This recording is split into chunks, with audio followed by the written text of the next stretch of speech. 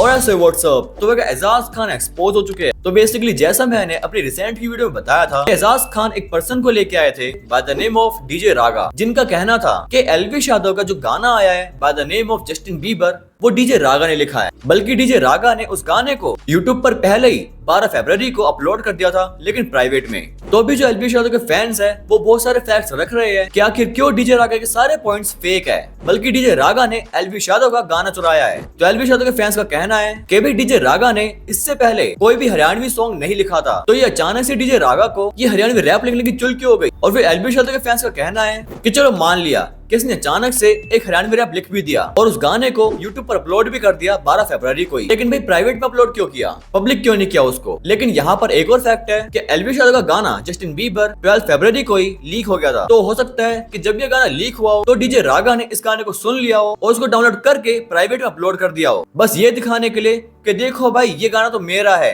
मैंने इसको पहले अपलोड किया हुआ है। और फिर जो मेन फैक्ट है जो कि एलविश यादव के फैंस रख रहे हैं कि भाई अगर तुम्हारे पास सारे प्रूफ्स है, सारे सबूत है और तुमने उस गाने को पहले अपलोड भी किया हुआ है, तो भाई तुम सीधा एलविश यादव के गाने के ऊपर कॉपीराइट स्ट्राइक मार दो। लेकिन भाई डीजे रागा को ये बात बहुत अच्छे से पता है कि वो कॉपीराइट स्ट्राइक नहीं मार सकता। कि आप जब भी किसी चैनल के ऊपर या फिर किसी वीडियो के ऊपर कॉपीराइट स्ट्राइक मारते हो तो उसके नोटिस में ओनर का नाम आता है, और यहाँ पर जस्टिन बीबर गाने का जो रियल ओनर है वो एलविश यादव ही है। तो इसलिए डीजे रागा एलविश यादव के जस्टिन बीबर गाने के ऊपर स्ट्राइक नहीं मार सकता। और एक बात और है जो कि एलविश यादव के फैंस रख रहे हैं कि एलविश यादव ने इस गाने को 6 और 7 फरवरी को ही रिकॉर्ड कर लिया था और रागा से पहले अपलोड कर दिया था उसको। तो यहाँ पर भी डीजे रागा एलविश यादव के अगेंस्ट में ना तो लीगल वे में और ना ही यूट्यूब पॉलिसी के थ्रू एलविश यादव के अगेंस्ट में कोई भी एक्शन नहीं ले सकते। तो यहाँ पर डीजे रागा ज्यादा से ज्यादा बस एक चीज कर सकते हैं कि वो एजाज खान जैसे लोगों के पास जाकर, जो खुद भी एलविश यादव के अगेंस्ट में बोलते हैं, तो ऐसे लोगों के पास जाकर एलविश यादव के अगेंस्ट में रील बनवा सकते हैं। दैट्स इट, और कुछ भी नहीं।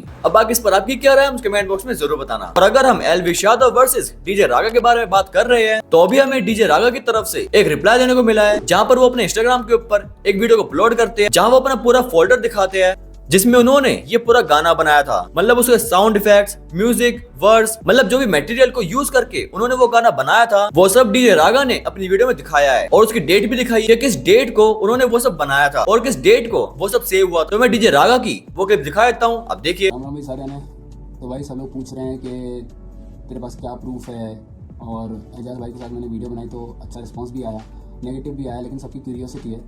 तो भाई मैं आपको सारी चीज़ें, सारे प्रूफ दिखा रहा हूँ, आप लोग खुद ही देखो और फिर डिसाइड करो। सो गाइस आप देख सकते हैं ये मैं लॉजिक प्रो एक्स यूज़ करता हूँ म्यूज़िक प्रोडक्शन के लिए, और ये देखो जस्टिन टाइटल है, और ये प्रोजेक्ट बना है 9 जनवरी 2026 शाम को 6:56 को, ठीक है ना।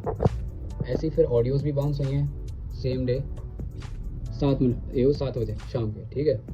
बाकी फिर आप यहाँ देखो Justin Bieber OG rap words by DJ Raga, Justin Bieber DJ Raga words, ठीक है ना। ये सब यहाँ तक लिखा है मैंने, लिरिक्स रिटन बाय डीजे रागा, ठीक है। ये सारी चीज़ें हैं। अभी आप इधर देख लो, मेरे से कहा गया था भाई क्या विजन है, आप कैसे एक पूरा स्ट्रक्चर बना के दे दो हमको गाने का, और मेरे पास में भाई अगर मैंने काम नहीं किया तो पूरी फाइल और प्लस पूरा डेमो कहाँ से आया, हवा में उड़ के तो आया नहीं।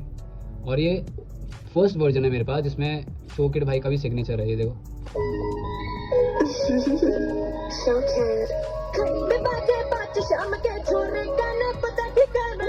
ठीक है, और ये सारा स्ट्रक्चर इन्होंने मांगा था कि यहाँ पे क्या आएगा, एक बार बता दो पूरा स्ट्रक्चर, तो पूरा बना के इनको दिया कि यहाँ पे फीमेल वर्ड्स, फिर एलविश भाई का वर्ड्स, फिर यहाँ पे हल्का सा ड्रॉप, फिर एलविश भाई का वर्ड्स, फिर उसके बाद ये गाना पूरा ख़त्म, ठीक है। और उसके बाद में मैंने खुद ने इधर ये पूरा डिजाइन किया था।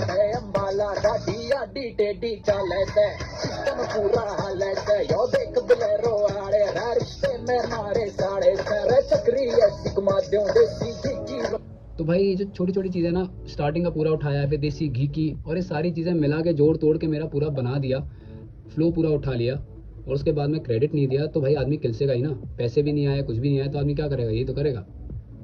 तो सारी चीज़ें हैं मेरे पास, आप लोग आराम से देख सकते हो, पूरा सारा काम करके दिया है, पूरा प्रोजेक्ट भरा पड़ा है, और अपन प्रोजेक्ट मॉडिफाई नहीं कर सकते, इसमें डेट्स मॉडिफाई नहीं होती। ये ओजी है, रियल है, ऑर्गेनिक है पूरा। और इधर देखो भाई, साउंड क्लाउड पर अपलोड किया है फरवरी 8 2026, प्राइवेट है, अभी तक प्ले भी नहीं करके रखा हुआ भाई मैंने, ठीक है ना। तो ये सारी चीज़ें भाई, मैंने किसी को दुश्मनी थोड़ी ना मेरी किसी से। तो भाई बात करते हैं सौरभ जोशी के बारे में। तो भाई अगर सौरभ जोशी का लफड़ा हो गया अंबानी के साथ, तो भी रिसेंटली हमें सौरभ जोशी की तरफ से कुछ व्लॉग्स देखने को मिले थे जहां पर उनको अंबानी के वंतारा की तरफ से इनवाइट किया गया था, जिसके व्लॉग्स भी सौरभ जोशी ने अपलोड किए थे। लेकिन अभी अचानक से सौरभ जोशी ने वंतारा के सारे व्लॉग्स को डिलीट कर दिया है, वो भी बिना कोई रीजन बताए, कोई अपडेट किए। तो बहुत सारे लोग इसका अलग अलग रीजन बता रहे हैं। कोई बोल रहा है कि अंबानी ने पूरी पेमेंट नहीं करी होगी इसीलिए हटा दिए व्लॉग्स। कुछ बोल रहे हैं कि भाई वंतारा वालों के साथ लड़ाई हो गई है। लेकिन अब असली रीजन क्या है वो तो भी सौरभ जोशी बता पाएंगे। बात करते हैं मिस्टर फैजू वर्सेस प्रिंस नेवला के बारे में। तो भाई मिस्टर फैजू और प्रिंस नेवला की बहुत तगड़ी लड़ाई हो गई है द 50 शो के अंदर। तो बेसिकली जैसा आपको पता होगा कि अभी 19 फरवरी को द 50 का ग्रैंड फिनाले शूट हुआ है। तो बताया जा रहा है कि टिकट टू फिनाले के लिए एक टास्क हो रहा था जब मिस्टर फैजू टास्क को परफॉर्म कर रहे थे। तो जो प्रिंस नेवला की टीम है वो मिस्टर फैजू को डिस्ट्रैक्ट करने के लिए उनको बार बार पोक कर रही थी। तो पहले तो मिस्टर फैजू ने इग्नोर किया, लेकिन फिर जब ज्यादा होने लग गया तो मिस्टर फैजू ने बहुत प्यार से उनको बोला भी कि प्लीज यार ऐसा मत करो।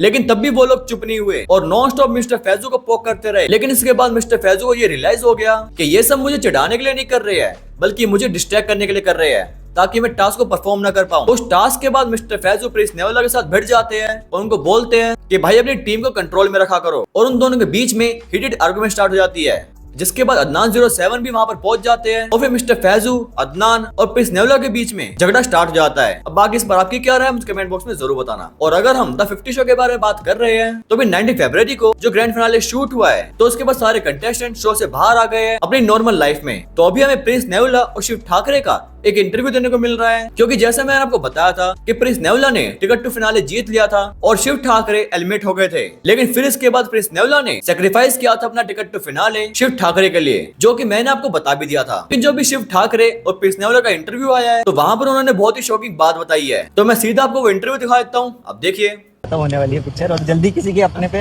आने वाली है ट्रॉफी। वो तो ऊपर वाले को पता है यार, अभी क्योंकि डिसाइड नहीं हुआ, पर मुझे लगता है कि अगर हमारे पास आएगी तो ऊपर वाले को नहीं, हमें पता है। हम सबको बेंच को पता है ना। चलो प्रिंस भाई thank you so much. Thank you मेरे भाई। तो बस भाई इस वीडियो के लिए मेरे पास इतनी न्यूज थी। बाकी इस पर आपकी क्या राय है मुझे कमेंट बॉक्स में जरूर बताना। अगर हमारे चैनल को अभी तो सब्सक्राइब नहीं किया तो प्लीज सब्सक्राइब कर लो यार। मिलते हैं बाकी नेक्स्ट वीडियो में, तब तक के लिए बाय।